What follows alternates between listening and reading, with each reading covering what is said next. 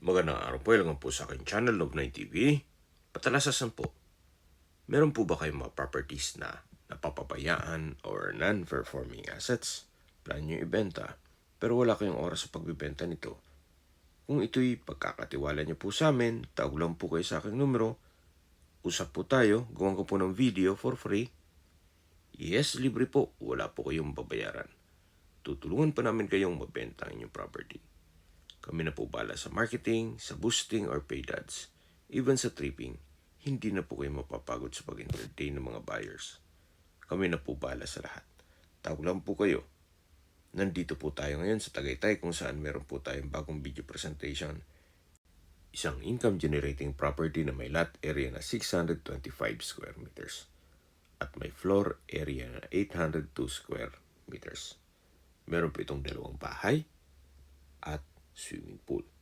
Nasa loob po ito ng isang guarded subdivision na tahimik ang lugar, sariwang hangin, at malamig po ang klima.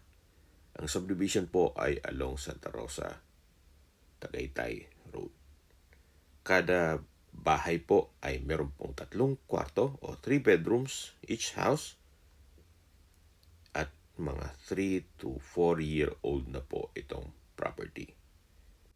Ito po'y titulado, buhay po ang may-ari, kaya wala po kayong magiging problema sa documentation or sa transfer ng title. Nakabakod na po buong property, naka-landscape na rin po ang paligid nito. Modern design po itong bahay, kaya napaganda at napakaliwalas. Ito po yung open garage, yan po yung steel gate, at meron pong 1 meter setback dun sa dulo nitong bahay. Yan po yung entrada at dito naman po yung daan papunta sa covered car garage. At meron din pong garden sa gilid nito. Then sa dulo po nun ay may malaking gate na rin. So samahan niyo po ako. Pasok po tayo. Ito po yung hallway or in between ng dalawang house. So yan po yung swimming pool. Pero check po natin itong first house.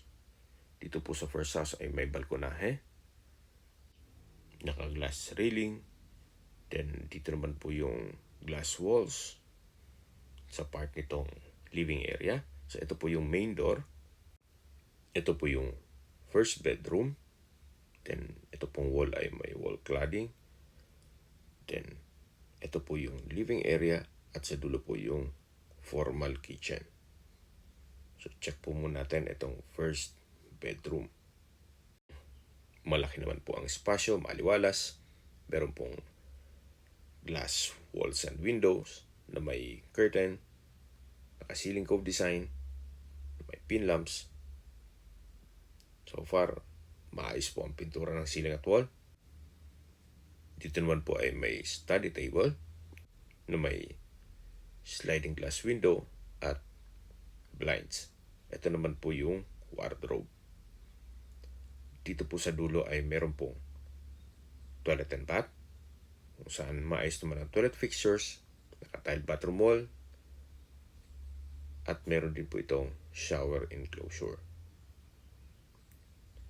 Meron din po, naka-tile bathroom wall, may overhead shower or hot and cold shower, at may bathroom window.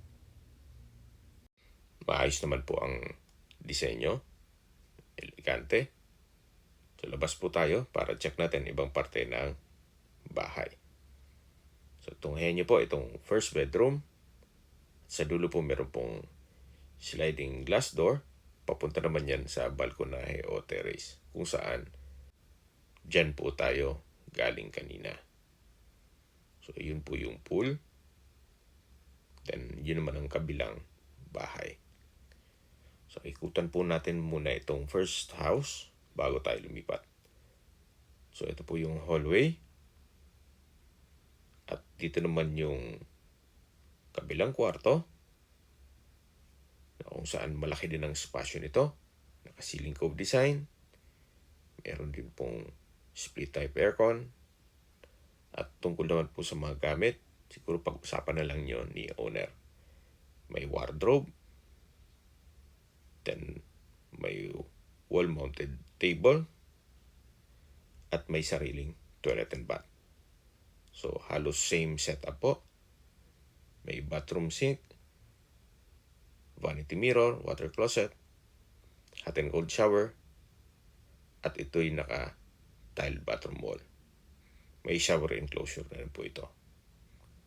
At bathroom window. Tunghayin niyo po ulit bago tayo lumabas. Itong second bedroom. So, labas po tayo. Then, dito naman po yung third bedroom. Itong third bedroom sa spasyo, sakto lang. Hindi naman siya ganun kaliit at hindi naman ganun kalaki. Meron po itong mga customized sliding glass window with curtain. Then, naka-ceiling cove design with pin lamps. May split type aircon. At may wardrobe. Sa pintura, maayos. Meron din po itong sariling toilet and bath. So, ganun din po. Halos parehas ang setup.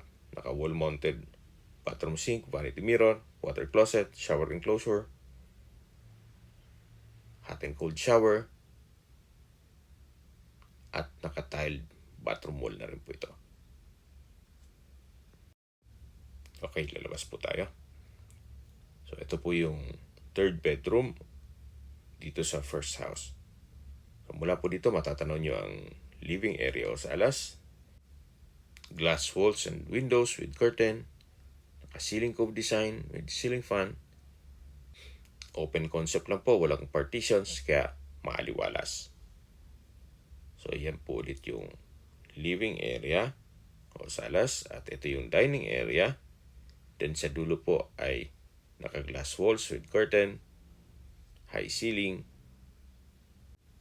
Check po natin itong formal kitchen kung saan ito'y naka-modular kitchen cabinet and drawers. May range hood, gas range, at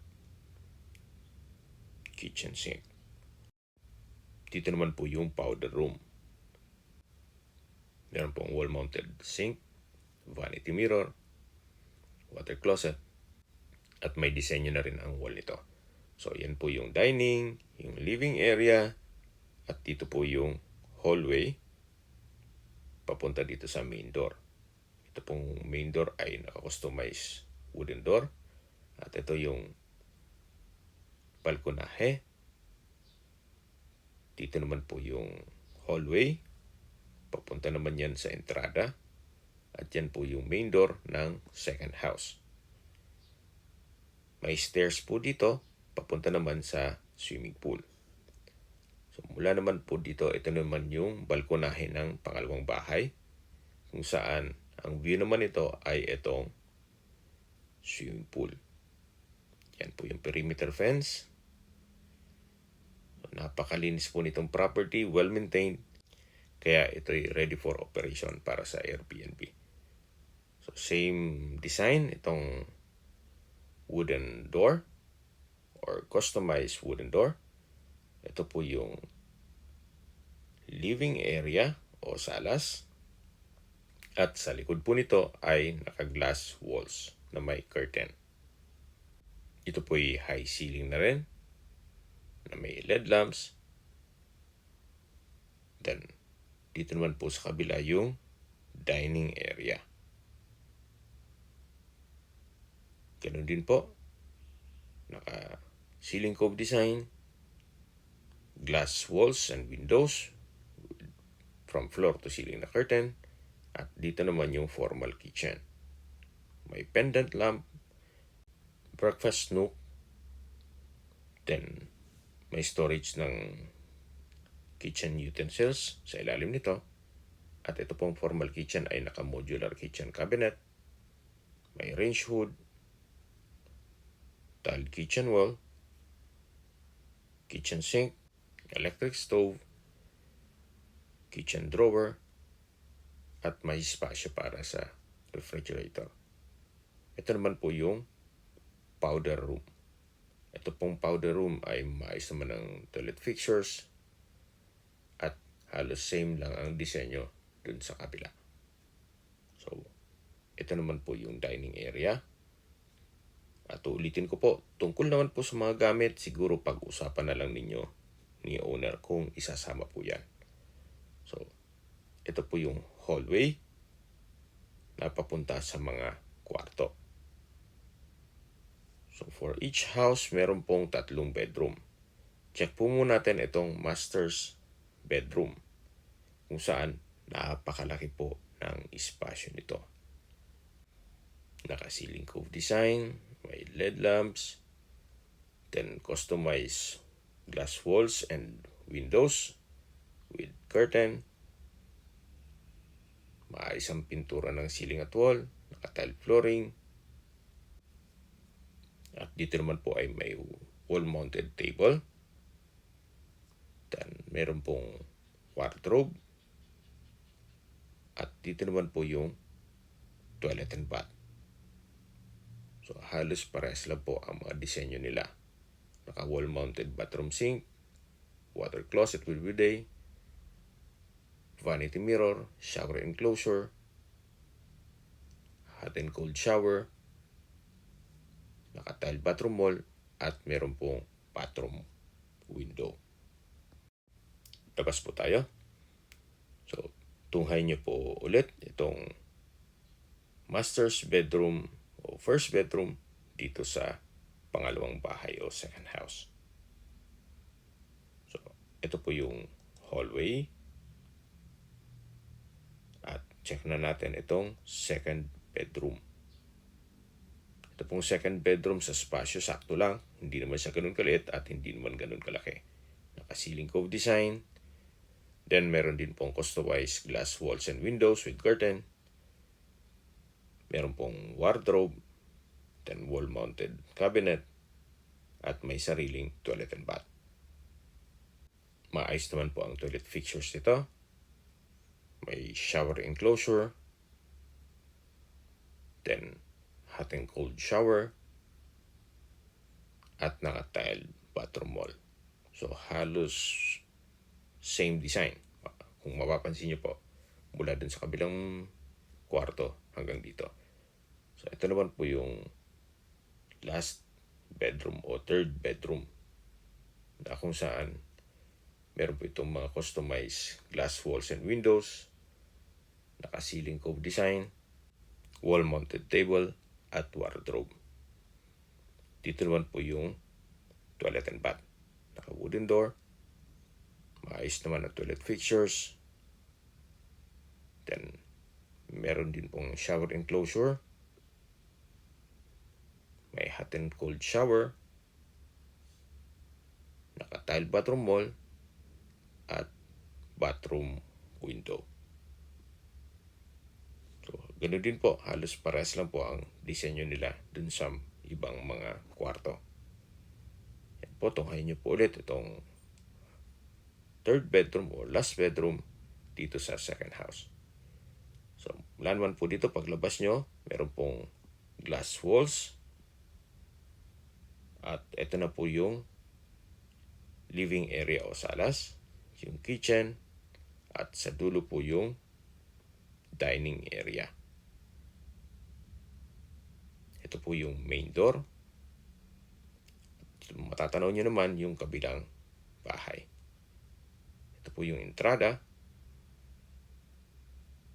At ito po yung hagdan papunta dito sa swimming pool.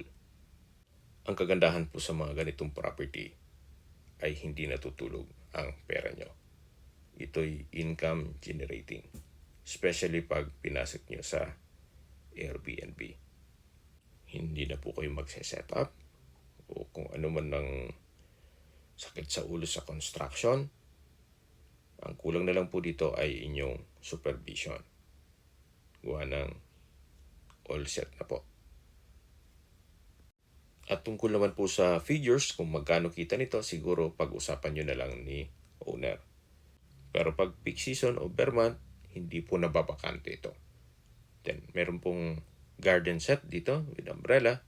Ito naman po yung shower room at banyo na naka-glass door o frozen glass door. May hot and cold shower. At dito naman sa kabila yung banyo, kung saan meron itong water closet with bidet. Then, meron din po mga disenyo sa gilid nito. At ito yung naka-frozen glass door. Ito naman po yung dirty kitchen. Covered na rin. May kitchen countertop with stainless sink. Then, ito po yung property line kung saan ito yung naka-concrete fence. Then, meron pong malit na gate dito. Ito naman po yung likod ng first house. Lahat pong kwarto ay meron pong mga split type aircon. So, kada bahay po or each house has a steel gate or garage. Yun nga lang, dito sa first house, ito'y open garage na kakasya ang dalawang SUV. Yan po, tunghayan nyo po itong harapan ng bahay. At kung saan, dyan po tayo galing kanina. Dito po tayo pumasok. At dito po yung tinutukoy ko na entrada. Yan po yung hallway na diretso yan sa swimming pool. Meron pong garden dito. At yan po yung perimeter fence. At ito naman po yung glass wall sa part ng dining area o kitchen. May ilang steps na hagdan po dito. Napapunta naman dito sa covered garage o sa basement. Napakalaki pa po ng espasyo dito. Pwede maging function hall kung may occasion. Yan po yung garden. May mga ornamental plants sa palibot nito. At yan po yung second gate o gate para naman dito sa second house. Tunghayan nyo po itong side view, itong second house. Napakaganda po ng disenyo. Ito'y modern design. So, dito po sa basement ay meron pong room o kwarto. Sa ngayon, ito'y tirahan ng caretaker. Kompleto na rin po dyan. Pero, syempre, para sa privacy naman nila, hindi ko muna kinuhanan ng video. Pero meron pong bar sa gilid nito. Then, meron din pong kumpleto rin po kaya ng banyo at kwarto. So, yan po yung covered garage o pwedeng function hall. At yan pong sa kanto ay yung third bedroom. Then, yung master's bedroom doon naman sa kabilang kanto. Okay, habang naglilibot po tayo, pag-usapan natin ang distance, location at travel time. Mula po sa Tagaytay Flower Market, ang distance is 1 km at ang travel time is 1 minute. At mula naman po sa Picnic Grove, ang distance is 3.2 km at ang travel time is 6 minutes. At mula naman po sa Tagaytay Rotonda, ang distance is 3 km at ang travel time is 5 minutes. Sa Tagaytay Rotonda po ay kumpleto na rin gaya ng malls, hotels and restaurants, church, schools at hospital. Yan po yung lagi kong binabanggit sa inyo na dapat yung i-consider sa paghanap ng property yung meron pong malapit na hospital. Hindi ko naman po sinasabing sakitin kayo. Yan naman po ay for emergency purpose lang naman. At mula naman po sa airport, ang distance is 53.9 kilometers at ang travel time is 1 hour and 10 minutes. Ang estimated elevation po above sea level ay 1,500 feet. Ito'y nasa mataas na lugar, kaya flood-free area. Okay, sa presyo na po tayo. Ito po'y binaba na ni owner from 48 million, ginawang 43 million pesos net. Opo, kung familiar po kayo dito, na-vlog ko na po ito at nag-reprise po ngayon si owner. Kung may mga katanungan po kayo o gusto niyo magpasat ng tripping dito sa property to, tawag lang po kayo sa aking numero. At sa mga kababayan naman natin nasa ibang bansa, meron po akong Telegram sa mga iPhone user man, may iMessage. Meron din pong Imo, Skype, Viber at WhatsApp. Same number lang po, 0917-316-3399. Sa mga nagtatanong naman po ng aming Facebook, meron po aming Facebook page na Nov9TV at Facebook Reels video. Pakisuyo po, pakilike and follow na rin. Meron din po kami ibang YouTube channel na The Nov9TV channel at AC Listings. Sana po naibigyan yung aming video presentation. Pakilike and subscribe na po sa aking channel para ma-update din po kayo sa aking future listings. Kung sakali po hanap nyo yung mas malaking sukat ng lupa, meron din po kami ibang listings na pwede nyong pagpilian. Huwag po kayong mag-atubiling tumawag sa amin, then let us know your budget para malaman namin kung anong property pwede namin i-alok sa inyo. Sa lahat pong viewers, subscriber at nagtiwala po sa amin, salamat po sa suporta. Ingat po kayo lagi at inyong pamilya. Maraming salamat po.